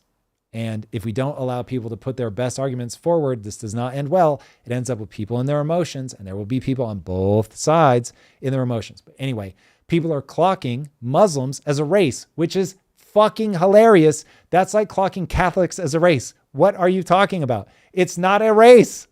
But nonetheless, people go, racism is the most important thing. Muslims are this really like hot button topic in terms of immigration. Muslims are race. Therefore, by questioning Muslim immigration, you're being racist. It's so fucking brain dead. This is like absolute brain rot. But nonetheless, that is the only way that you can make all of this make sense. Because once you map it like that, it's like, oh, got it. But as a reminder, this is something that we're going to have to talk about because there are physics. Like there are just things that are going to happen if you don't share values with people and you invite them into your country en masse. It will change the makeup of your country. based on values, people will kill for values. Look at history. All of history is about people killing over values. So if you look at that, then you realize, oh yeah, we should probably figure this out before we just do this willy-nilly, because it ends in violence. So if you don't believe me, ask the Palestinians how they feel about the migration of the Jews into the region. Lots of bloodshed. So lots of bloodshed for a very long fucking time. So that is where you've got to pick up this argument, man. It will end in bloodshed if you don't have a conversation about where are we going? How do we do this well? Because if we want there to be a massive immigrant population, there are ways to do it well. There's ways to do it poorly. Cool. Whatever the outcome of the debate ends up being, great. But let's have the debate and let's stop having the absolute brain rot of Muslim equals race. And therefore we can just have the conversation at that level. That doesn't make any sense. So anyway. Yeah, I mean, talking about like speaking up and free speech and things like that. When we went to England literally last week, we were kind of like joking, but not joking on like, are you going to get arrested at the airport? Yeah. That was such a weird feeling. Growing up in England, growing up in the UK, knowing that there were 2 rallies going on at the same time. It was such a mind flip for me, because growing up, being Greek Orthodox, my boyfriend was Turkish and my best friend was Jewish. Like, no one cared. We were like, I don't care. Like, are you a nice person? We really almost escaped racism. Like, we really almost did. You're never going to get to 0. Now it was weird though, because all the parents were somewhat racist. So my dad didn't want me dating a Turkish guy because he...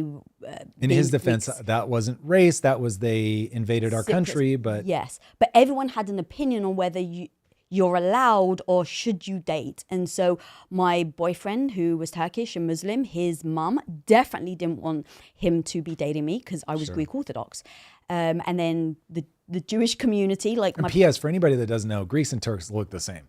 You actually had a friend who was Turkish. She was lied to by her parents. Didn't realize she was half Greek, half Turkish. She fucking looked, her mum had to lie to her because she was like, you'll get bullied if kids know that you're half Turkish, half Greek. By the way, they did the same in Japan with Japanese, Korean. Oh, yes. So they would just change your name and be like, nope, you're full Japanese. Because they were so, like, Japan, for as dope as Japan is, they be racist. I'm reading a book about them now. Maybe they're less so now, but holy bejesus. Yeah. I'm talking like in the 60s, like Jim Crow levels of racist. Wild. So yeah, seeing your parents be somewhat racist and older generation be racist, but growing up not caring, none of us cared. Also, I don't know if your parents were the same, but mine raised me to not be racist, like actively.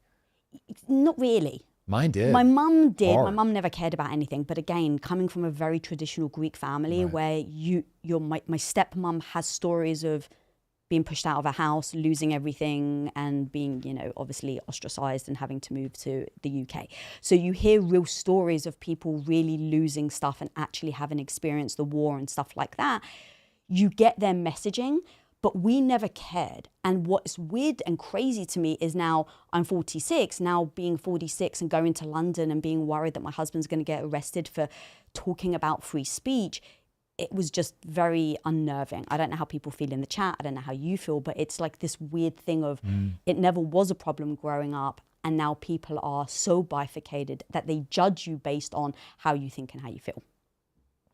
It's wild. And Europe is going to have to reckon with this, whether they want to or not. And that's why I'm just like, how have we ended up in a place where people don't want to debate? Like they just think, nope, I am righteous. I see what's good. You all need to be forcibly silenced. That's crazy town to me. Before we move on, we've got a couple of minutes left. Guys, if you're listening and you've been watching this and you've gained value, please go and smash the thumbs up. If you haven't already, if you haven't subscribed, of course, please subscribe. But smash that thumbs up. That really makes a difference on getting this video out and going wide. So please go and smash the thumbs up. It has been absolutely wonderful to have you in that seat. I'm excited to see you again on Friday. This will be a lot of fun. And Drew is out in case some people have been off. Yeah. Drew is out. He will be back on Monday, I think. Yes. And so is Ryan, by the way. Both of them happen to be overlapping. So we got lucky, and my beloved wife has agreed to come on and spend the time with us. So I appreciate it. All right, before we go, have we missed any super chats? I didn't think we did, but Eric, if you don't mind. Yep, all right. We got them all. Like Pokemon, we collected them all. Awesome. You guys, thank you so much for joining us today. I really appreciate it. We do have another Impact Theory University. We got a buzzer beater super chat. Let's go. Tom, Yeah. Lisa, Super I'm chat. so thankful. Can you move it to the left, Eric? Sorry, I can't read it. Thank you so much.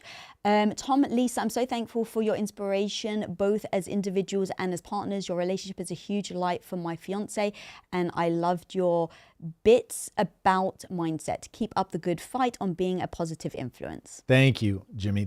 So when people do that and they literally just do a super chat to say thank you, it's incredible. I thank you right back. It's And very, very you put thoughtful. so much time and effort into this, like, because now you're doing lives on Mondays, we lose hours together on Sunday. Like really our time together has been dwindled, guys, because he shows up very prepared on Monday. So you don't take this lightly. You put so much heart and effort and time into it. And of course, I'm your wife and I'm your biggest advocate. So you can only take this with a bit of pinch of salt, but like, you pour your heart in. So guys, thank you always for watching, and not thank you for throwing hate, but thank you for the support.